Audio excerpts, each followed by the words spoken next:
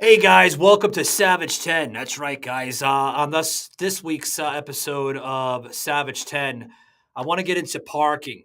Okay, really short little episode, guys. That's what's great about Savage 10.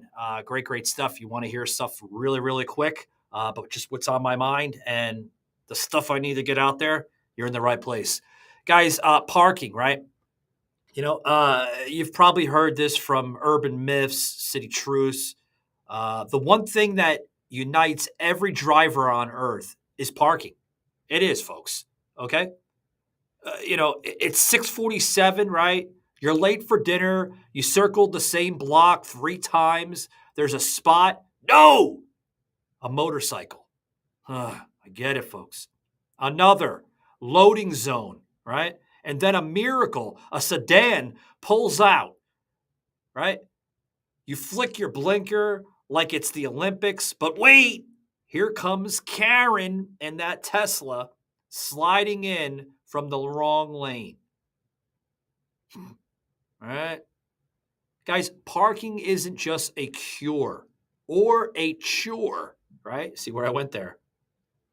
It's a $30 billion industry in the US alone. That's more than the GDP of Iceland. And yet, we treat it like a medieval duel, right? Folks, let's break down 5 bite-sized minutes of this here on the show. Why do we lose our minds when dealing with parking? Why? Well, I've read an article from Dr. Sarah Chin, which is a behavior economist at UCLA. And she says it's the sunk cost fallacy on wheels. That's her words, not mine. That's literally what's going on, folks, in America. I strongly suggest you read that article on why we lose our minds with the parking through Dr. Sarah Chin, which is, she's onto something here, folks, and I truly believe her. She also says that every minute circling feels like money burned, right? You know what I mean by that? When we're circling through the minutes within the parking decisions on where we're going to park, right? That side parking spot, that front parking spot, maybe near the store, maybe near the highway, right? The mind is going 100 miles an hour. You don't know, right? Studies also show, folks, that drivers will spend 11 minutes hunting a free spot to avoid a $5 garage. I do that from time to time. I think we've all have done that, right? Raise your hands if you're guilty. Even if gas and time costs more. Go figure. I think that's what's great about being American. I don't even think Europeans do that, Tibbs, do they? Look that up. Because if they don't, hey, we might be the first country that has enacted into that type of behavior, right? We'd rather rage circle than pay, right? What I mean by rage circle is basically, I want that fucking spot, right? It's logic. It's primitive within our behavior sets. It's just the way it is, right? Right? Now, even apps like ParkWiz, Spot Hero, right? That's the one with the funny cartoon dog. Everybody knows what that one is. If you don't download it, folks, it will save you fucking tremendous headaches. I'm telling you. They promise nirvana, but here's the glitch. Everyone has them. Everyone has them. It said 3 spots available. I get there, folks, and there's a construction zone.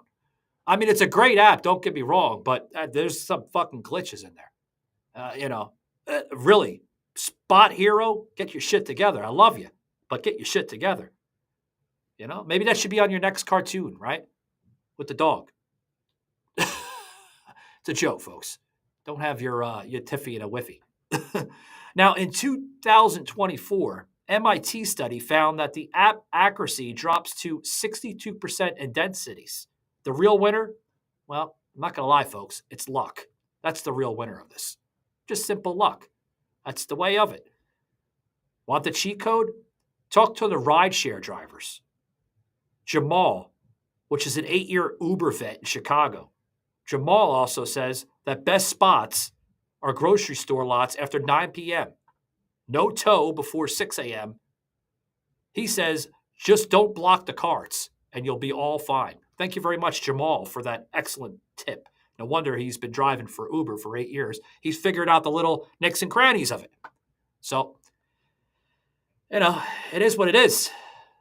Also says that look for customer-only signs with no enforcement hours. That's the gray area, folks. That's the gold area. Now,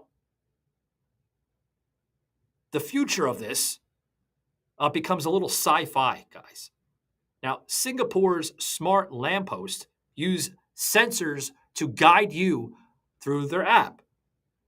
Also, another thing that I used to love seeing is San Francisco is now testing dynamic pricing. All right, $8 an hour at 5 p.m., $1.50 at midnight. That's great. Hey, bring it over here to Atlanta. Wouldn't mind having that. But here's the kicker, folks. Self-driving cars, they don't need to park. They'll drop you off and haunt the suburbs till some... That is true. Till they're summoned. That is absolutely true. Absolutely true. So, here's the deadpan of it, folks. Your robot chauffeur, right, of your Waymo vehicles, right, they'll circle I-280 for 45 minutes just to gain the progress. I mean, am I going wrong?